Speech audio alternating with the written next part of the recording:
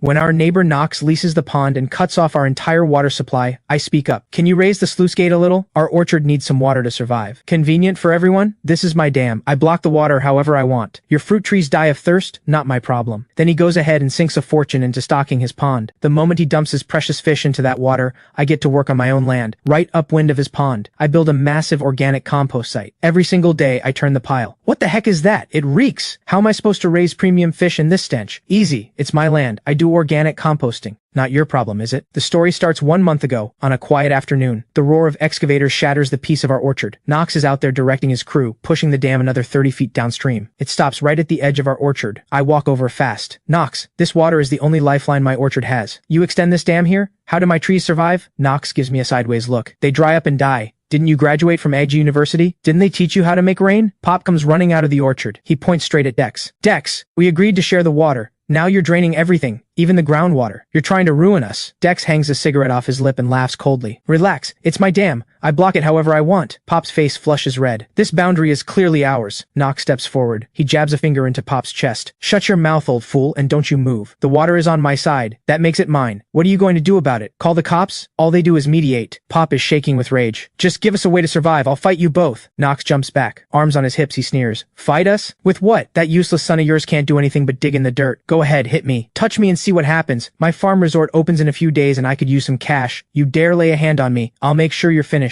I notice a large wet stain spreading down Knox's pant leg. All bluster. I grab Pop before he lunges forward. Dad, don't dirty your hands. We live in a society with laws. Knox grins with satisfaction. I knew it. You're both cowards. Too much school, not enough spine. I watch the two of them, father and son, and quietly map out every step. Build your dam. Block your water. Because sometimes when enough water builds up, it becomes a flood. I take Pop and walk away. Knox's laughter follows us home. Back inside, I open my laptop. I pull up the County Meteorological Bureau's wind data and terrain maps. I know the layout of our land and theirs better than anyone. 3 days later, truckload after truckload of livestock manure arrives at my private plot, positioned perfectly upwind of Knox's pond. Pop watches me work, worry all over his face. Colt, is this actually going to work? I look up at Knox's brand new premium pond not far away. A cold smile creeps across my face. Dad, the real payback is just getting started. On day 1 of the compost site's operation, the stench rides the wind and lands perfectly in Knox's pond, and this is only the first course I prepared for him. By day 3, the smell hits peak intensity. Every day I turn the pile on schedule, releasing the ammonia and hydrogen sulfide from fermentation at exactly 10 in the morning, right when the wind is strongest. Knox finally cracks. That afternoon, he shows up with 5 or 6 workers, all aggression, storming into our yard. You did this on purpose, didn't you? Knox shoves his finger in my face. That stench is contaminating my entire pond. Shut it down right now. I'm recording compost temperatures I don't even look up. Mr. Knox, I don't know what you're talking about. I'm doing organic composting on my own land. How is that your concern? Stop playing dumb. Knox lunges forward to grab my collar. Pop steps in and blocks him. You're retaliating because we cut your water. I'm telling you, this compost site has to go. I set down the thermometer and step inside to get a document. Mr. Knox, let's be reasonable. This is permit number BF202404137, stamped with the official seal of the County Agriculture Bureau. Knox freezes. I keep going. My orchard is 33 acres. It's been starved of organic matter for years. The soil is severely compacted. I'm funding the soil restoration myself, developing ecological agriculture. This is exactly what government policy encourages. If you have a complaint, take it to the township. Knox snatches the document. He scans it. It's real. His face goes stone cold. One of the workers behind him mutters quietly, Boss Knox, this is legit. My cousin did the same thing last year. Government even subsidized it. Knox slams the document on the ground. Legal? Legal doesn't mean you can gas my fish to death. Those are premium koi carp. $300 a piece. I crouch down and pick up the document. I dust it off. So, I'm improving my soil. If it affected your fish, show me the evidence. Besides, your pond is at least 160 feet from my compost site. There's a tree line between us. How exactly did I contaminate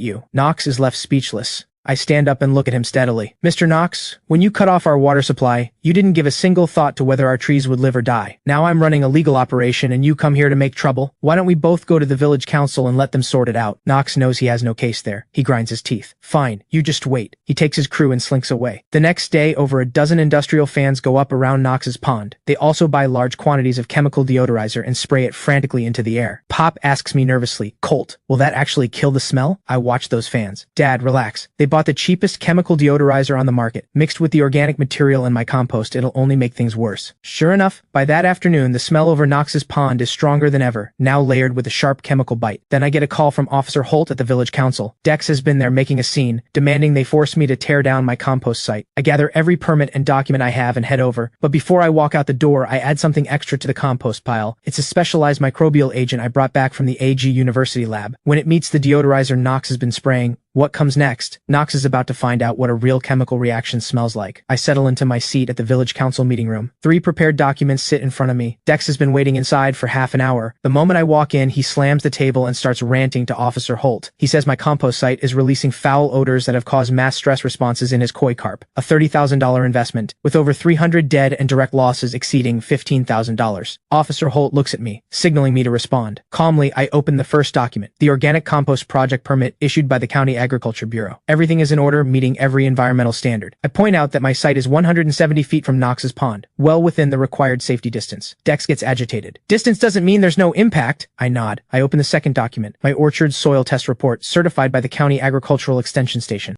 It clearly shows that my 33-acre orchard, due to prolonged water deprivation, has seen its organic matter content drop to 0.3%, far below the 1.5% minimum fruit trees need to survive. Without soil restoration, the trees will die. Officer Holt finishes reading, his expression hardening. I seize the moment. The reason my orchard is starved of water and nutrients is that Knox's family cut off all our water. I demand on the spot that they restore my water rights. Otherwise, I have no choice but to keep composting to save my trees. Dex goes pale. He stutters, but can't get a word out. I pull out the third document, witness testimony about the verbal water sharing agreement made between my grandfather and Dex's father years ago. No written contract exists, but 7 village elders have signed their names confirming the agreement was real. Officer Holt reads through the testimony. He asks Dex if it's accurate. Dex stiffens. A verbal agreement means nothing. We paid for that dam ourselves. Why should anyone else get to use it? I smile. By that logic, if the dam is yours, then the air above my land is mine. What right do you have to tell me I can't compost? That line leaves Dex completely speechless. Officer Holt takes a long moment, then delivers his ruling. My compost project is fully permitted. The village council has no authority to interfere. As for the water dispute, both sides are advised to negotiate a resolution. The council can mediate but cannot force either party. Dex storms out, face dark with fury. After the meeting, I make a point of walking past Knox's pond. From a distance, I can already see the water blanketed with belly-up fish. Knox is directing workers to scoop out the dead ones, his face a mask of barely controlled misery. His cheap deodorizer has reacted with the microbial agent in my compost. The combined odor is far worse than raw manure alone, and even more devastating. This compound smell attacks the olfactory systems of fish directly, triggering severe stress responses. Over the next 3 days, Knox's family scrambles to buy every kind of odor control equipment they can find. From a distance, I watch them install 20 high-powered air purifiers, bring in a professional deodorization company from the city, running imported spray equipment around the clock. Just the equipment and chemicals alone conservatively run them over $7,000. The effect is almost zero, because every day I adjust the turning schedule based on wind direction and temperature, making sure the smell always drifts toward the pond at exactly the right moment. Knox's eco farm was supposed to open in 2 weeks. Now he's losing his mind just trying to manage the smell. I stand in my orchard watching them scramble. The compost site is just the appetizer. The main event is still coming, and the drainage channels I've buried beneath the compost site. Knox's family has no idea they even exist. Their war against the smell drags on for a full week, getting worse by the day. I work the compost site every day. On the surface, I'm just turning a pile of manure. In reality, I'm precisely calibrating the dosage of microbial agents. I helped develop this formula in my professor's lab at AG University. It accelerates organic decomposition, but it has one special property. When it contacts chlorine-based chemical deodorizers, it triggers a secondary fermentation, releasing a far more complex gas mixture, and the cheap deodorizer Knox keeps buying. Its primary ingredient is sodium hypochlorite. By day 8, the smell reaches a new level entirely. It's no longer just manure. It's a toxic compound stench laced with chemical irritants. Within 600 feet of Knox's pond, even the flies take a detour. I notice the water quality starting to change. Fine bubbles foam across the surface, a sign the fish are breathing faster. Koi are ornamental fish, extremely sensitive to their environment, and the constant stress is crashing their immune systems. Knox's daily death count rockets from dozens to hundreds. At $300 a fish, his losses are running over $4,000 every single day. On the morning of day 10, a black Audi pulls up to the entrance of Knox's eco farm. From my orchard, I watch from a distance. I recognize the man stepping out, Mr. Vance, chairman of the largest restaurant group in the county. I'd heard Knox had spent over $15,000 in gifts trying to court this investor, pouring money into winning him over, and promising Mr. Vance a 30% stake in the farm. Knox walks Mr. Vance through the property. They head from the parking lot toward the pond. I choose this exact moment to turn the freshest section of the compost pile. At 10:15 in the morning, the southeast wind picks up right on schedule. The thick stench hits like an invisible wall, driving straight into Knox's eco farm. I watch Mr. Vance's stride stall, just for a moment, then his hand goes up to his face. Knox talks nonstop beside him, gesturing wildly at all the deodorizing equipment. They stand at the pond's edge for less than 5 minutes before Mr. Vance suddenly doubles over, gripping the railing and dry heaving. Knox rushes to hand him water, his face as white as a dead fish. I set down my shovel and light a cigarette. A farm resort lives or dies on atmosphere and experience. That's the first thing investors look for. A so-called eco-farm that reeks of rot. Who would ever pay to spend time there? Mr. Vance retches twice at the pond's edge and eventually can barely stand. Knox holds him up as they walk back, apologizing the entire way. But Mr. Vance's face is stone. He doesn't say a word. The Audi leaves. Knox stands alone at the farm entrance, staring at the pond for a solid half hour. That afternoon, Dex comes to my house again, this time without the shouting. He lowers his voice and asks how much it would take for me to stop the composting. I'm trimming branches on the fruit trees. I don't look up. Mr. Dex, I don't need money. I need water. Give me back the water supply and I'll shut it down immediately. Dex goes quiet for a long time. Then he throws out one final line and walks away. He says I'm dreaming. He'd rather lose money on the pond than give me a single drop of water. I watch him go and I smile. Stubbornness has a price, and he's about to find out exactly how heavy that price is. That same evening I get a call, an unknown number. It's Mr. Vance's assistant asking about the exact location of my orchard and how I run it. During the call, the assistant mentions that Mr. Vance is very interested in my organic farming operation and would like to meet and discuss a potential partnership. I hang up and look toward Knox's eco farm. The lights over there burn unusually bright tonight. Knox is probably up all night trying to salvage things with his investor, but he doesn't know. The real disaster hasn't even started. The drainage network I buried underground is the last thing that will break him. By day 12, word spreads that Mr. Vance has pulled out completely. Knox's entire investment plan for the eco farm collapses. $120,000 already sunk. But Dex grits his teeth and refuses to quit. He decides to double down on his own. He'll force the farm open himself. The first thing they do is reinforce the dam. 3 excavators run simultaneously, pumping concrete into the base, raising the wall by nearly 4 feet. Dex's plan is clear. Since the investor is gone, expand the pond, raise more fish, earn more money, and use the profits to cover the losses. The reinforced dam stands like a fortress wall, locking off every drop of water that used to flow toward our orchard. The water table drops at a rate visible to the naked eye. My 33 acres of fruit trees start yellowing and curling at the leaves. Pop watches the trees wither day by day, beside himself with worry. If this keeps up, every single tree is dead. We'll have nothing left. I calm him down. Don't panic. Then I start digging, all across the orchard. On the surface, it looks like I'm searching for groundwater, trying to cut irrigation channels to save the trees. Every morning before dawn, I'm out there with a shovel, digging the entire day, piles of earth growing, channels going deeper. Knox drives by, sees me head to toe in mud, and leans out his car window laughing. 4 years of college and you're still just a dirt farmer. Digging that deep and still can't find water. Total waste of energy. I wipe the sweat off and keep digging. What Knox doesn't know is that these are not ordinary irrigation channels. They look like random ditches, but they are in fact a vertical drainage system engineered to a precise fluid dynamics model. Every channel's depth, angle, and slope has been calculated repeatedly. There is only one objective: when heavy rain comes, drive surface runoff underground as fast as possible, building up a powerful vertical water pressure. And every single channel in this drainage network points directly at the base of Knox's dam. My major at AG University was agricultural hydraulic engineering. My professor led a research team studying the flood discharge system of the Three Gorges Dam. I spent 2 full years calculating hydraulic pressure models. What Dex built with his low-budget methods is textbook shoddy construction. They reinforce the surface only, completely ignoring the most critical factor, the load-bearing capacity of the soil at the base. The higher the dam, the more water it holds, the greater the horizontal force pressing on the foundation. And my drainage channels will spike the groundwater level instantly during heavy rain, pushing upward to create a counterpressure. When those two forces meet and squeeze, the soil at the dam's base loses its ability to hold together. Soil liquefaction sets in. When that happens, no amount of concrete will hold. It takes me 10 full days to complete a drainage network spanning 5 acres. Every junction is packed with a gravel layer to accelerate seepage. Every main channel aims at a weak point in the dam. Knox mocks me every time he drives past. He says I've lost my mind, digging some worthless ditches with this much dedication. Better off giving up and selling the land. I straighten up and watch him drive away in his brand new SUV, the back seat piled with premium fish feed. He clearly has no doubts about the farm's opening. On the evening of day 15, I finish digging the final channel. It goes almost 6 feet deep, ending just 10 feet from the base of the dam. At the bottom, I lay a bed of water-absorbent resin, material that expands to 10 times its size when wet, generating enormous volumetric pressure in a very short time. Pop asks me, "Can these ditches really hold up against it?" I don't answer. I just look up at the sky. The weather forecast shows a major rainfall system arriving in 2 weeks, lasting over 36 hours. That will be the end of Knox's eco farm. and the rebirth of our orchard. Every trap is now set. All that's left is to watch Knox walk step by step into the trap I've designed, while he still thinks I'm just a fool with a shovel. 3 days after the drainage network is complete, Knox's family launches a frantic expansion. 6 excavators work around the clock, forcing the pond from 13 acres to 25. Dex's plan: finish everything within 2 weeks and open before the local harvest festival. To support the larger water surface, the dam is raised again. This time they pour nearly 5 feet of concrete directly onto the existing structure and line the upstream face with waterproof membrane. From the outside it looks impressive, but when I stand in the orchard and measure with a laser rangefinder, the dam now exceeds 14 feet in height. The water volume is conservatively over 65 million gallons. That pressure is approaching the absolute limit of what an earthen dam can hold. Even more dangerous, to cut costs, they did no foundation reinforcement whatsoever. That concrete is just poured on top of the original earthwork. It's like building a house on a block of tofu. Our fruit trees are deteriorating fast. The prolonged lack of water is causing massive leaf drop. Some branches have gone completely dry. Pop cries every day watching them. These trees were left to us by your grandfather. We can't let them die on our watch. I stay calm. I've prepared a special foliar fertilizer from the Ag University lab. Its main components are an alginate and amino acid compound. In extreme drought conditions, it can maintain the basic biological functions of a fruit tree. Every morning and evening I go through the orchard with a sprayer, coating every tree. The foliar fertilizer enters the leaf tissue directly through the stomata, bypassing the need for root water absorption entirely. It won't fully sustain the trees, but it keeps them alive. As long as they hold on until the rain comes, they'll recover fast. On day 20, I take my camera and measurement data to the county water authority. Officer Holt receives me. I file a detailed report containing the exact height of Knox's dam, its water volume, the foundation conditions, and the specific safety hazards present. I specifically cite the reservoir and dam safety management regulations. Any dam over 13 feet must undergo a professional safety assessment and obtain a construction permit from the water authority. Officer Holt flips through my materials, his expression growing more serious with every page. He immediately arranges for 2 engineers, who arrive at Knox's eco farm the very next day. The inspection team spends an entire morning measuring the dam. They use ground-penetrating radar to scan the foundation, survey instruments to measure settlement in the dam wall. Their final conclusion leaves Dex white as a sheet. The dam poses a serious safety risk. It must be drained immediately, the water level lowered, and the entire foundation reinforced. Dex erupts on the spot. He says that dam cost him over $45,000 to build. The farm is about to open.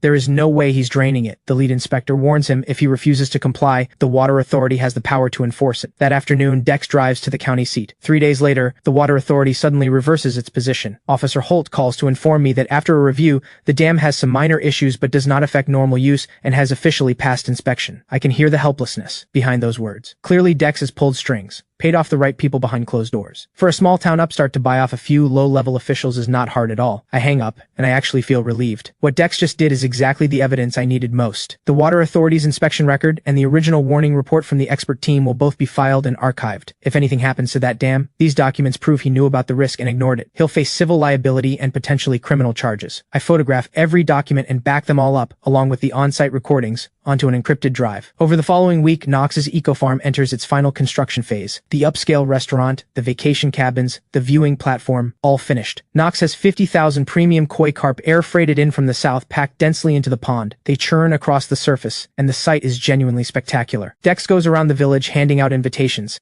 He says the opening day will be a grand banquet, the whole village invited for a free feast. Everything he says drips with pride. He says their family has finally made it. They're going to become the most well-known business in the entire county. When I receive my invitation, the meteorological station has just issued a new weather forecast. A powerful rainfall system is forming to the south. It is expected to arrive in 7 days, with rainfall classified as severe to extreme, lasting 48 hours. Knox's eco farm opening is set for 6 days from now. 5 nights before the opening, the infrared cameras I've set up in the orchard capture something. 3 dark figures vault over the fence. They head straight for my drainage channels. On the monitor, their movements are deliberate and practiced. They carry shovels and heavy sacks. They came prepared. I sit at my computer. I don't go out to stop them. I watch the screen quietly. I recognize the man in front, Rook, Knox's construction foreman. He directs the other 2 to start filling the drainage channels with dirt. All 3 work hard. Within an hour, they've packed shut the 2 main channels on the orchard side. But they don't know those 2 channels are only secondary branches of the full drainage system. The critical core channels are buried deeper, beneath the tree roots, their entrances hidden under waterproof tarps and brushwood. By 2 in the morning, they finish and are about to leave when Rook suddenly spots something on the side near the dam, a diagonal channel. It's the deepest one I dug, and the most visible. Rook hesitates for a moment, then leads the others over. My eyes are locked on the screen. My pulse picks up. That diagonal channel is the one I deliberately left exposed, a decoy. It looks like part of the drainage system, but it's actually a critical pressure relief point for Knox's dam. When the water authority's inspection team came, they specifically noted that the dam must retain at least 3 emergency pressure relief outlets. This natural slope seepage path is one of them. Rook and his crew begin dumping construction debris into the channel. Broken bricks, concrete chunks, scrap steel, load after load. They work methodically, tamping down each layer with their boots, making sure the channel is completely sealed. The security footage captures it all with crystal clear timestamps, faces, every act of sabotage, every frame. By 4:30 in the morning, all three are done. They smooth the surface with their shovels and scatter dry grass over it as cover. Rook pulls out his phone and makes a call. I can't hear what's said, but from the thumbs up he gives, Knox is clearly satisfied. After they leave, I don't rush to fix the channels. Instead, I change into dark clothes, grab my toolbox, and move quietly to the base of the dam. The pressure relief channel Rook's crew just destroyed was designed to distribute the pressure at the base during heavy rain, preventing erosion failure at the foundation. Now, with that channel sealed, all the water pressure will concentrate in the middle section of the dam, which is exactly where Dex cut corners most on the foundation work. I tap lightly along the downstream face of the dam with a geology hammer, listening to the echo to read the density inside. Sure enough, the middle section sounds hollow, clear evidence of large voids in the soil structure. The next step requires extreme precision. About 10 feet from the sealed outlet, at the dam's base, I drive a dozen narrow steel rods vertically into the ground, each about 2.5 feet deep. These holes will accelerate saturation of the base soil layer during heavy rain, causing the foundation to lose its load-bearing capacity faster. Once the holes are in, I inject a small amount of bentonite slurry into each one. This material swells when wet and forms a lubricating layer, reducing the soil's shear strength by over 40%, and it's colorless and odorless. Even if it's discovered, it'll look like ordinary seepage. All of this is done before sunrise. Back inside, I burn the security footage to 3 separate disks and store them in different locations. This footage proves Knox's crew actively sabotaged the dam's own safety relief system. I have nothing to do with what comes next. When daylight comes, Pop notices the drainage channels have been filled. He's furious and wants to go confront Knox.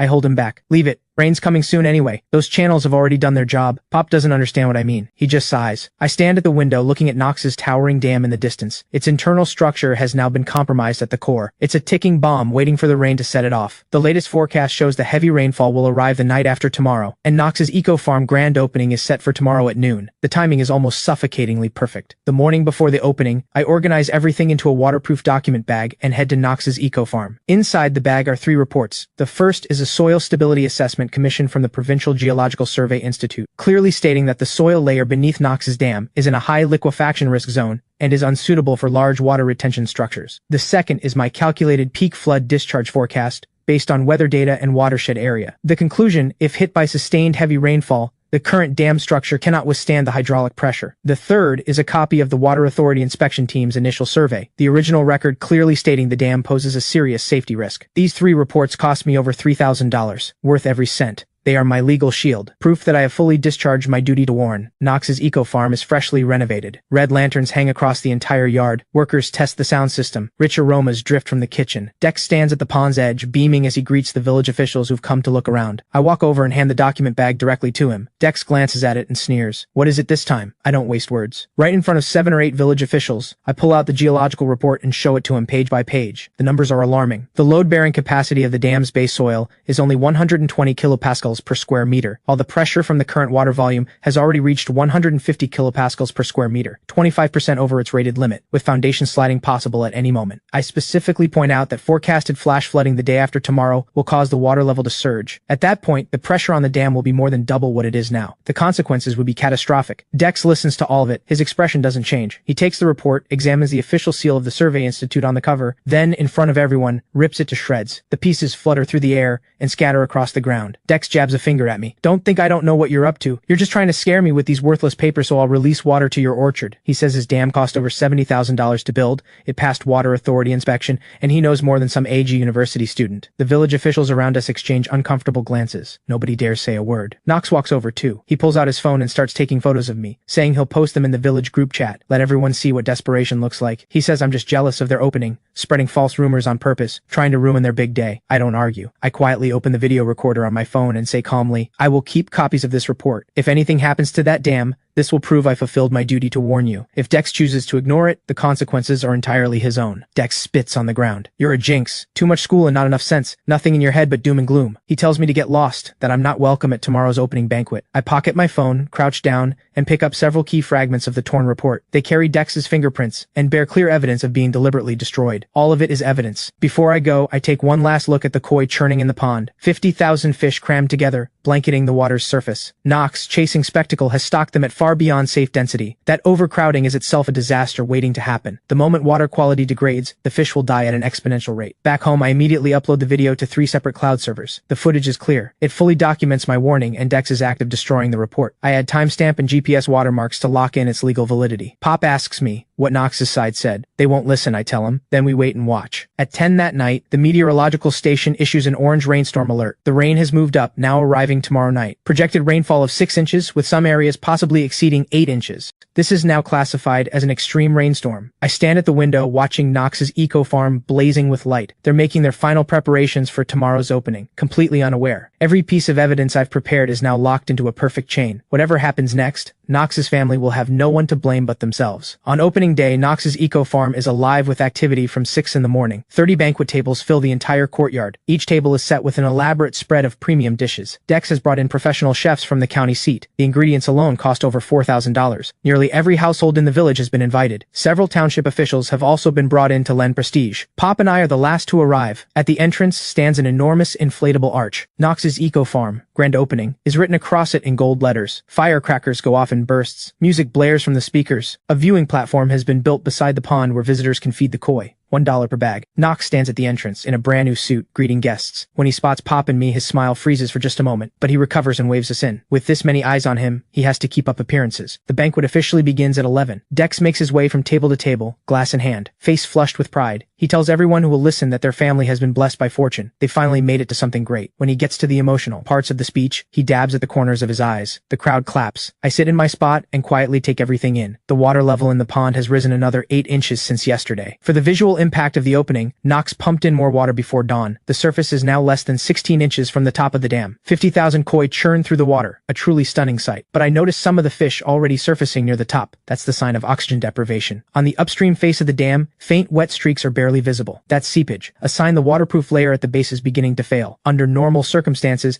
this level of seepage wouldn't pose an immediate threat, but if heavy rain hits, the seepage will accelerate softening of the soil layer, ultimately causing the entire dam wall to collapse. At noon, Knox makes his way to my table. He raises his glass and starts addressing the crowd. He speaks loudly, clearly for everyone around to hear. He says it's rare for a village to produce a college graduate, but it's a shame when all that education makes a man stupid. Then he pivots. He says I've been running a compost site next to his farm, breathing in the stench every day and thinking I'm clever. He calls it the perfect example of a wasted education. Laughter ripples through the tables. A few of Knox's closer allies start piling on, saying an ag university degree isn't worth as much as raising pigs. I don't engage. I pick up my tea and drink slowly. Knox sees I'm not reacting. He gets even more confident. He keeps going. Today is Knox's family's day. If I were worth anything, the last son of my family line, I'd have built something real by now. Instead, I hide in my orchard digging holes all day. Pop sits beside me, face going red, about to stand up and fire back. I press my hand to his shoulder. Not yet. Just then, I notice a mass of clouds rolling in on the horizon. Dense and low, their edges the unsettling gray of iron. These are classic cumulonimbus clouds,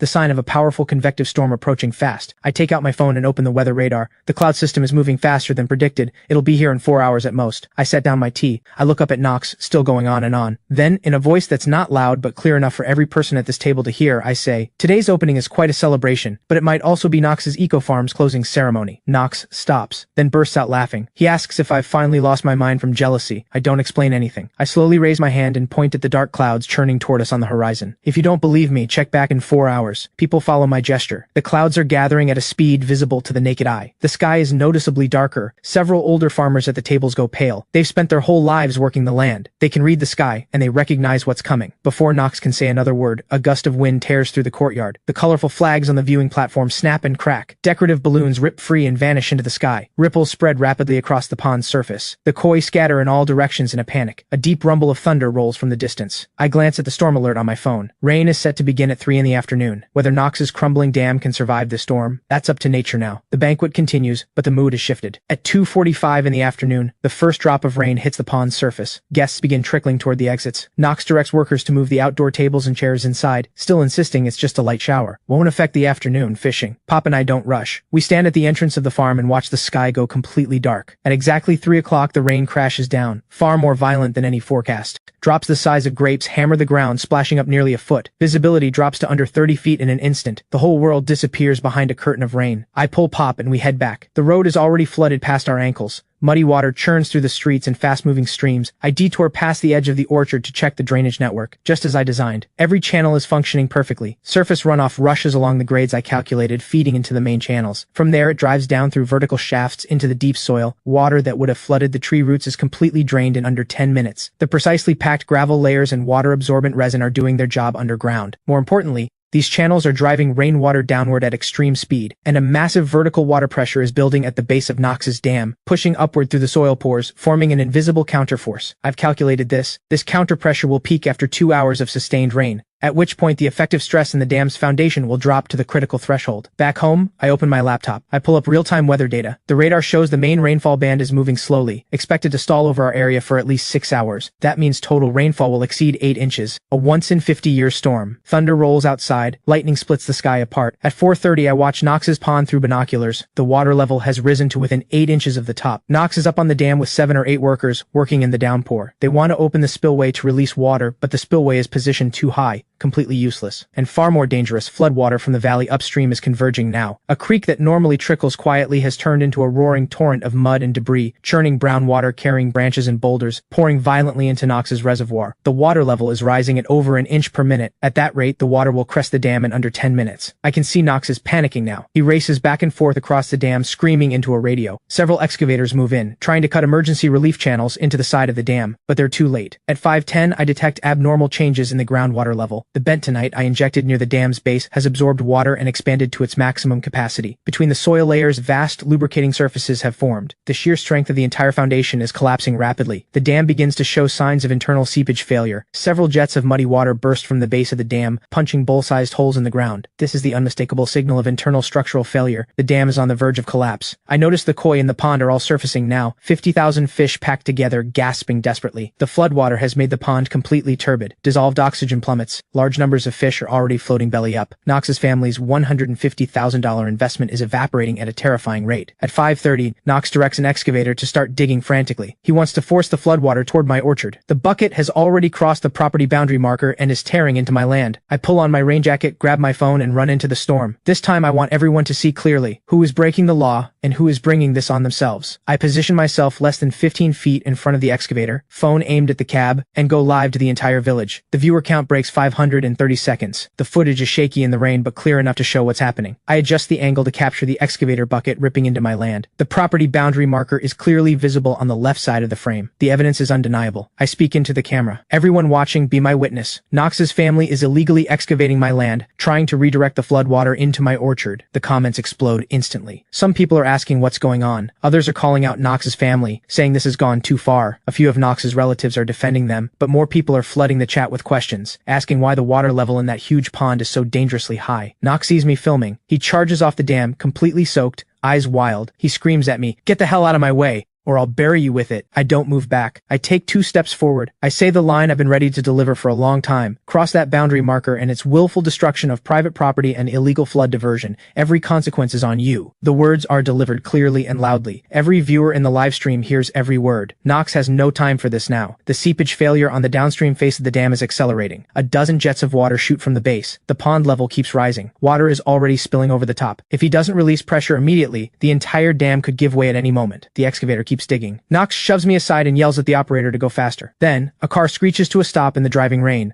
right at the farm entrance. Mr. Vance leaps out, not even stopping for an umbrella, and rushes straight to the pond. What he sees stops him cold. Dead fish blanket the surface, white bellies rolling through the murky water in dense clusters, giving off a sharp, nauseating stench. The $300 koi are dying in waves. Rough estimates put at least 30,000 fish already dead. Mr. Vance's face goes white. He turns on Dex. What happened? Dex stammers out something about storm accidents, about how every farming operation carries risk, that he'll make it right. Mr. Vance doesn't want to hear it. He announces on the spot that he is withdrawing every investment commitment, and demands 𝐒𝐻's family repay his inspection fees and the guaranteed returns he was promised, a total of nearly $70,000. Right there in front of everyone, Mr. Vance calls his lawyer. Dex tries to say something, but Mr. Vance is already walking away. Before getting in his car, he throws out one last line. "See you in court." My live stream catches every second of it. The viewer count crosses 2,000, a lot of them locals from the township and the county seat. The story is spreading fast. 6 o'clock sharp, the moment of truth arrives. The dam lets out a deep, rumbling groan from its base. That is the sound of the internal structure giving way completely. My calculated breaking point arrives 15 minutes ahead of schedule. 𝐒𝐻's reckless digging must have knocked out the last thing holding it together. The piping jet doubles doubles in size. Cracks appear at the base of the dam, splitting upward from the bottom. I shout at the top of my lungs. The dam is going down! Everyone run! My voice carries across the entire village through the live stream. The workers on site freeze for 1 second, then drop everything and sprint. Knox is still trying to wave the excavator forward, but the operator has already jumped out of the cab, running uphill without looking back. Dex collapses to the ground, staring at the dam that swallowed every cent he had. His eyes go completely blank. I grab Pop and we pull back fast. We take our position on the high ground of the orchard, a full 100 meters from the dam. I raise my phone and aim the camera at the crumbling dam. Every viewer in the stream is glued to their screen, waiting for what comes next. The crack across the middle of the dam spreads wider in the downpour. Water shoots through the gap, tearing at the earth around it as the entire structure tilts forward. This is the final sign before total collapse. I look into the camera, steady and calm. What you're about to watch, I say, is a disaster that never had to happen.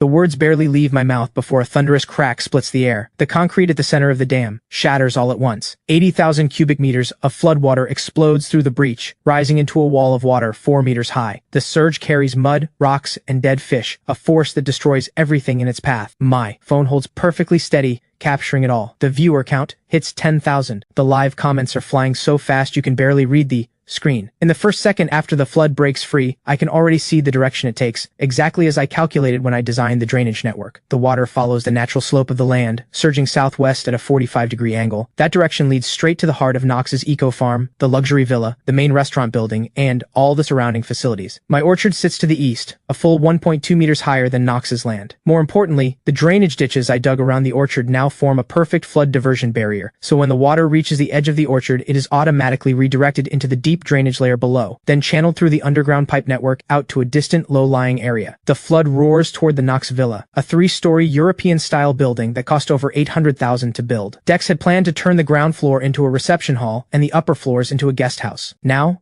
a 4-meter wall of water slams into the villa's load-bearing walls. The windows explode on impact, doors and frames ripped apart by the surge. The water pressure makes the whole building groan under the strain. In just 30 seconds, the ground floor walls begin to cave in. The marble floors are torn up, leather sofas and rosewood furniture tumble through the water like toys. I adjust the camera angle, making sure every detail is captured clearly. The flood keeps tearing through. The metal roof of the restaurant is ripped off in one piece. Kitchen equipment worth over $100,000 is scattered across the flood. The scenic wooden walkway breaks apart like building blocks. Expensive treated timber swept away and swallowed by the muddy current. The fish pond collapses completely. The remaining 20,000 plus koi scatter with the flood, most washed into the downstream drains, a few thrashing helplessly in the shallows. The 1.2 million Knox spent on those fish is now a field of dead koi. I glance over at Pop. There is relief on his face, the kind that only comes after surviving something terrible, and something like shock at what has happened to the Knox family. I turn to the camera, calm and even. This is what happens when you build without respect for nature. Then someone in the stream starts pushing back, saying I must have rigged something, that there is no way the flood avoided my orchard by accident. I am ready for this. I switch the screen and pull up the topographic survey map I prepared in advance. Every elevation in the area marked out clearly. Knox's eco farm sits in a natural low-lying basin. My orchard sits on higher ground. These are objective geographic facts, and anyone can pull the original data from the County Land Bureau to check. I keep explaining building on a flood basin goes against the most basic principles of hydraulic engineering. I warned them about the risk more than once, and they chose to ignore it. The flood rages for 20 minutes before it finally eases. Knox's eco farm is unrecognizable. The ground floor of the villa is gone. The second floor walls cracked, the whole structure condemned. The restaurant's shell is still standing, but everything inside is destroyed. The fish pond is now a massive pit of mud, and at the center of the dam there is a gaping wound in the earth. A rough estimate puts the Knox family's direct losses at over $3 million. Dex is slumped in the mud, shaking from head to toe. Knox kneels in the rubble, hands pressed over his head, letting out a cry of despair. I end the stream, but I don't delete a single second. The 23-minute recording has already been watched by over 20,000 people, saved and downloaded by countless more. It will become the most powerful piece of evidence in the legal proceedings ahead. The storm is still falling, but the worst has passed. I take Pop's hand and walk back to check on the orchard. The drainage network has performed perfectly. Every drop of standing water redirected and drained. Not a single tree root shows signs of flooding. The trees that survived on foliar fertilizer alone are now drinking in the rain, and already beginning to come back to life. Faint traces of bright green shoots appearing at the tips of the branches, the first sign of recovery. I stand in the orchard and look out at the ruins of Knox's eco farm. What the flood leaves behind looks like a hollowed-out shell. Yellow mud blankets the entire site, more than 30 centimeters deep. The villa's ground floor has caved in completely, bare steel rods twisted and bent outward. The restaurant building is condemned and sealed with red tape. Dead fish cover every low-lying patch of ground. 50,000 koi reappear before the world, just not the way anyone intended, the stench drifting hundreds of meters on the breeze. The morning after the storm clears, 3 vehicles arrive at Knox's eco farm at the same time. The first is an enforcement vehicle from the county water authority. Inspectors Pictures documenting the collapse site in full, their findings are clear. The dam was built 1.7 meters above the approved height, and 3 emergency spillway outlets were illegally blocked, a serious violation. The second vehicle is from the Township Police Station, carrying the full evidence package I submitted, the original reports, on-site warning footage, and the footage of 𝐒𝐚𝐸 sending men in the middle of the night to destroy the spillway support points, captured on infrared cameras. That night footage is critical. It proves the 𝐒𝐚𝐸 family deliberately sabotaged public safety infrastructure. The third vehicle carries Mr. Vance's legal team, thick folders in hand, ready to launch civil proceedings. I stand at the edge of the orchard and watch it all unfold in order. 𝐒𝐸 searches through the rubble for his father. The two of them stand before the collapsed villa in silence. Dex looks 10 years older overnight, back hunched, eyes vacant, every trace of that old arrogance gone. At 10 in the morning, police walk toward 𝐒𝐸 and present a summons, the charge endangering public safety by dangerous means. Blocking those spillway outlets accelerated. The dam's collapse, flooding farmland and roads across the surrounding area, a criminal offense. As 𝐒𝐸 is led away, he looks back at the ruins, then over at me in the distance. His eyes carry anger, but mostly just a hollow confusion. Dex tries to follow, and is stopped by the police, left standing there as the patrol car disappears up the mountain road. This man who had bullied this village for decades is learning for the first time what it feels like to have no moves left. I walk into the orchard to check on the trees. Last night's rain has soaked deep into soil that had been dry for far too long. The trees that push through on foliar fertilizer alone are stretching their roots back out. The water table is visibly rising, the soil darkening, a full 2 shades deeper. That afternoon, Chief Zhang comes to find me. He says the county water authority has decided to fully remove the illegal dam built by the 𝐒𝐸𝐸 family and restore the waterway to its original condition. According to the original allocation records, that waterway was always shared between both families. The 𝐒𝐸𝐸's pump was illegal construction. All claimed rights void. These words are the answer I have been waiting more than 20 years to hear. What my grandfather spent years fighting for and never won is returned just like that, with a single piece of paper. But the legal reckoning is only one part of it. The real weight that will crush the 𝐒𝐸𝐸 family is the staggering sum they now owe. On the 7th day after 𝐒𝐸𝐸's arrest, the rulings begin to come in. The county civil court opens with Mr. Vance's case, the chain of evidence airtight. The investment agreement 𝐒𝐸𝐸's eco farm signed with Mr. Vance states clearly that the farm must reach agreed operational standards within 3 months of opening or return the full deposit plus penalties. Mr. Vance's lawyer presents 37 pages of evidence in court, cite photos of 𝐒𝐸𝐸's eco farm, the dead fish, the dam collapse footage, and the complete disaster I captured on my live stream. The evidence proves the 𝐒𝐸𝐸 family was never capable of running a legitimate operation. This was fraudulent investment solicitation. Dex's lawyer tries to argue that the dam collapse was a natural disaster beyond anyone's control, and that full liability should not fall on the 𝐒𝐸𝐸 family. But Mr. Vance's lawyer immediately produces the geological safety report I once submitted to Dex. That report was torn to pieces, but I kept a backup, every risk with the dam clearly documented. Even more damaging, my phone footage shows Dex tearing up that report in public and refusing to make any corrections. Proof of deliberate intent. The court rules on the spot. The 𝐒𝐸𝐸 family must pay Mr. Vance $300,000 in return deposit, plus $450,000 in penalties, $750,000 total. Payment is due within 15 days of the ruling, or enforcement begins. And this is just the first bill. Right behind it, the village collective files its own claim. The dam collapse flooded the farmland of 12 households downstream, destroying crops across the board. The township government leads an investigation, and the assessment comes in at $230,000 in crop losses. The 𝐒𝐸𝐸 family fully liable. When Dex hears the number, he sinks into his chair. Everything in the family's accounts combined adds up to less than $500,000.